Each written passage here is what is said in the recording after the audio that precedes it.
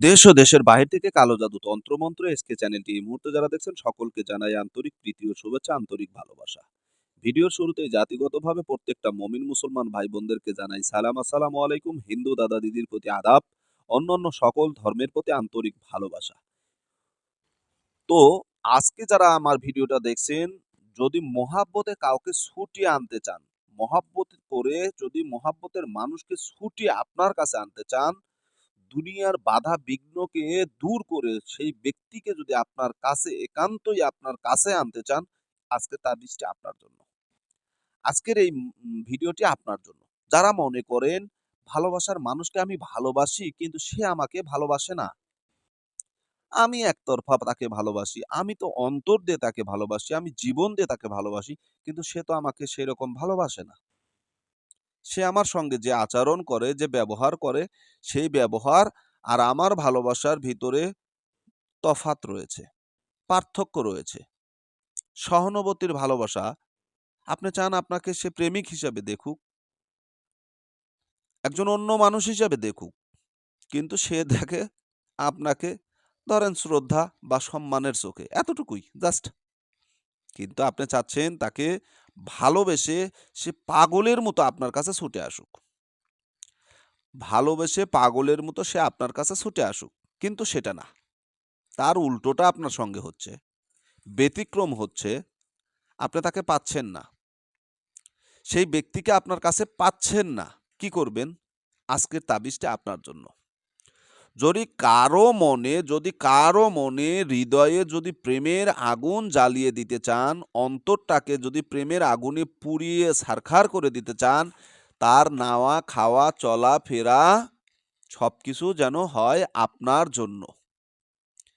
শয়নে স্বপনে জাগরণে যেখানে যেথায় যে অবস্থায় থাকিবে সে যেন আপনাকেই শুধু কল্পনা করে, আপনাকেই যেন মহাব্বত করে। আপনার চিন্তা ভাবনা এটা, কিন্তু আপনি তা পাচ্ছেন না। তাহলে কি করবেন?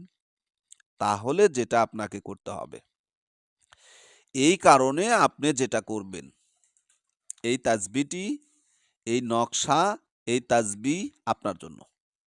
আজকের এই তকবীর আপনার জন্য। এটা আপনাকে করতে হবে। কিভাবে করবেন?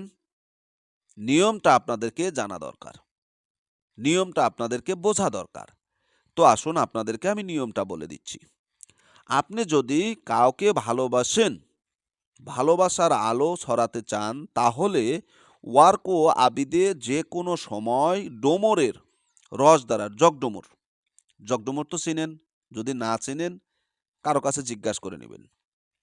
জগডোমরের রস দ্বারা নিচের এই এই যে তাবিজটি অঙ্কন করে নেবেন। ঠিক আছে? এই তাবিজটি অঙ্কন করতে হবে। তারপর তাসবিহটি, এই তাবিজটি কোনো পাতিলে রেখে সেই পাতিলটি কোনো চলমান নদীতে ভাসায় দিতে হবে। ঠিক আছে? ছোট ছোট মাটির যেগুলো পাতিলা পাওয়া যায়, ছোট ছোট মাটির পাতিলা পাওয়া যায়, ছোট ছোট বাচ্চাদেরকে খেলনা হিসেবে দেওয়া হয়। এই ধরনের মাটির পাতিলার ভিতরে রেখে মুখটা ভালো করে বেঁধে আপনি নদীতে ফেলে দেন, ভাসিয়ে দেন। আপনার কাজ হয়ে যাবে। ঠিক আছে? এতটুকু।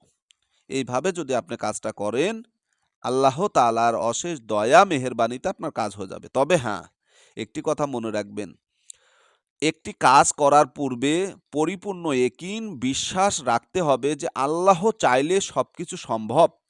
তো আমি আল্লাহর তাআলার কাছে আশা করি যে আল্লাহ তাআলা আমার এই কাজের উছিলা করে আমার এই মনস্কামনা পূর্ণ করবে।